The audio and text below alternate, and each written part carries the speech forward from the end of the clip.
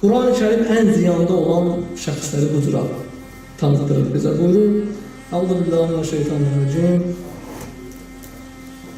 Qul hel nunabbiukum bil axsarina a'mala. İstəyirsiniz sizə deyim ki, en ziyanda olan şəxs kimdir? En ziyanda olan. Bəl əsr innəl insan ləfi xusr. Bütün insanlar ziyandadır. Deyim, en ziyanda olan şəxs kimdir? Biri var, düşmən bəzən bizə tam dinin, İslamın əksini təbliğ edir.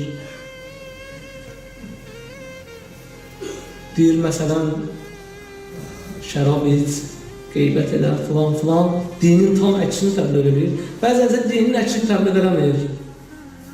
Qeyri-zəruri məsələləri təbliğ edir. Qeyri-zəruri. Bizim həyatımızı, bizim mənəviyyatımızı, bizim hədəfimizi bizə unutturmaq istəyir və bunun üçün də müəyyən İslamın bəyəndiyi, amma qeyri-zəruri, bu cür 21-ci əsr üçün qeyri-zəruri olan addımlar atır. Onları bizə təbliğ edir. Bax, gör, Əhl-i-Beyt nəyə üstünlüyü verir? Biz deyirik ki, namaz, oruç, qums, zəkat, bunlara önəm veririk, amma Əhl-i-Beyt birini tanımaq istəyirsənsə, namazının, səzdəsinin uzunluğuna baxmaq, bax, gör, əmanətə xəyanət edir, ayıq. Əhl-i-Beyt bu ilə tanıyır insanları. Bugün namaza başlamaq istəyənə düşmən pis baxmır, deyir, qoy başlasın. Məclisə gəlmək istəyənə deyir, qoy geçsin, selam olmaq istəyənə qoy geçsin. Nəyə deyirlər? İslah olmaq istəyən şəxsin bir qarşısında duyanır.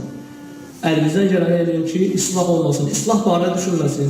Çünki islah olsa, bünövrə bərpa olsa, ondan sonra nə əməl eləsə, düzgün şəkildə yerinə yetiriləcək və qalxacaq. Onu lərzəyə gətirmək çox çətin olacaq, çünki bünövrədən düzgün başlayır. Bugün biz bünövrədən başlamamışıq deyənə, islahdan başlamamışıq deyənə, özümüzdən başlamamışıq deyənə,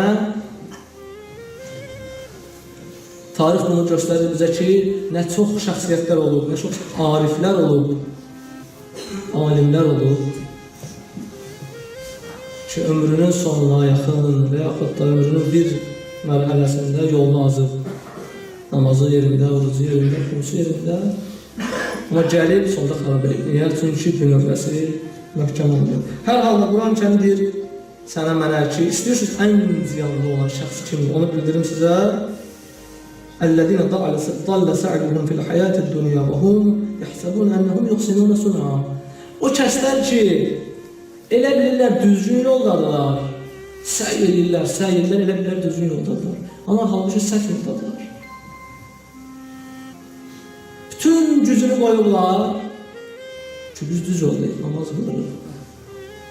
İbadətimiz var, şükür Allaha saqqal saxlayırıq, şükür Allaha hicabımız var, şükür Allaha saqqalımız uzun deyil, şükür Allaha balağımız qısa deyil, sevinirik, fəxr edirik, səid edirik bunların üstündə. Amma Quran-ı Kərim buyurur, bizə bu dediyim şeylərə aid deyil, ha?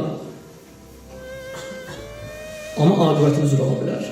O kəslər ki, elə bilirlər düzgün yoldadır, amma səhv yoldadılar. Ən ziyanda olan şəxslər onlardır. Elə bilirlər düzgün yoldadılar, özlərində hüsnü zənləri var. Filan kəslər filan yerdə biz məsciddəyik.